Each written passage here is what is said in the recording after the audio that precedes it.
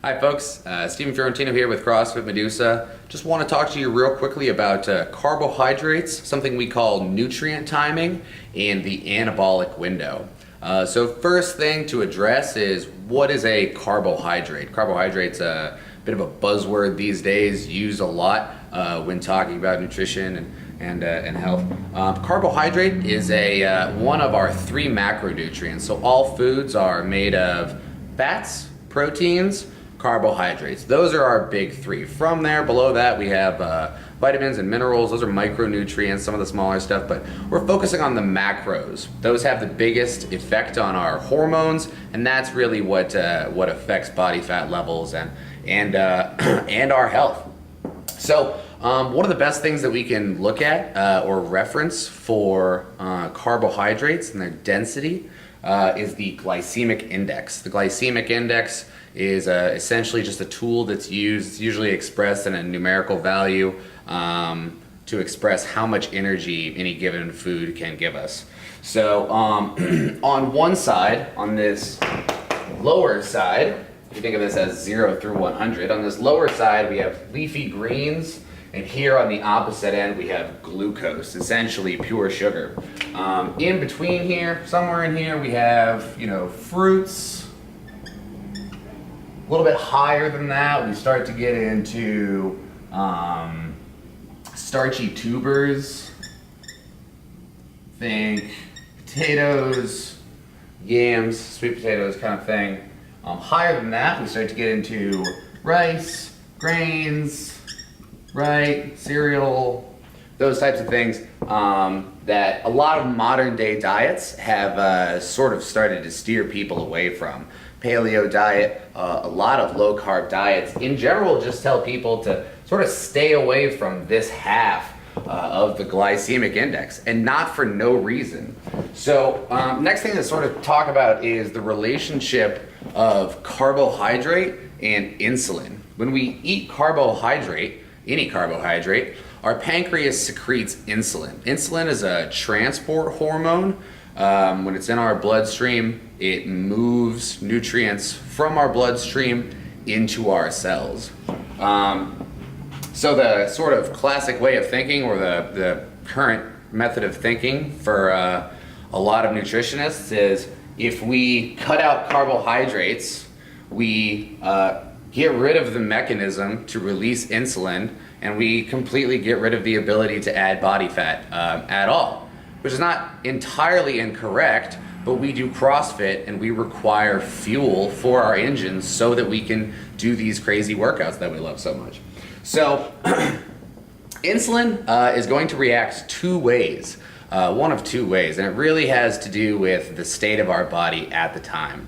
So if we take in some carbohydrate, and insulin is secreted, and we're at rest, we're just sitting around resting, then our body's going to use that. That insulin is going to move that energy into storage in the form of body fat. And that's not what we want, and that's why people have sort of shied away from carbs, especially this half of the spectrum.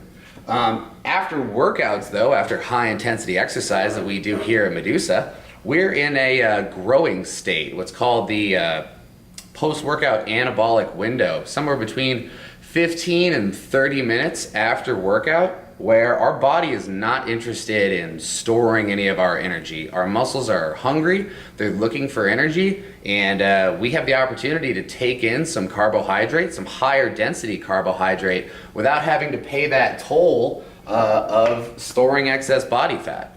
So a lot of people at this point would say, well, let's just cut out carbohydrate entirely. If I don't want to add any body fat, if I want to really make sure that I'm not adding any body fat, I'll just get rid of carbs, get rid of my insulin response, and then all set. I'll just be real thin, real fast. Things are gravy. If you were a completely sedentary person and you weren't able to exercise, that might be a decent way to go. The problem with that, though, is we're not just interested in being skinny. We're not just interested in losing a lot of body fat. We're interested in being stronger, faster, healthier. And that means fuel. It means fueling our machine. So we need to get some of these higher density carbohydrates in so that we can have that quick fuel, so that we can continue to work out. So what I would suggest to you is try to be aware of this anabolic window and try to use it the next time that you come in to work out. My suggestion would be do your workout, right? Maybe one of our Metcons, one of our conditioning workouts, 5 to 20 minutes, the ones that leave you real sweaty. After those, think somewhere between 25, 35 grams of carbohydrate. Let me write that down.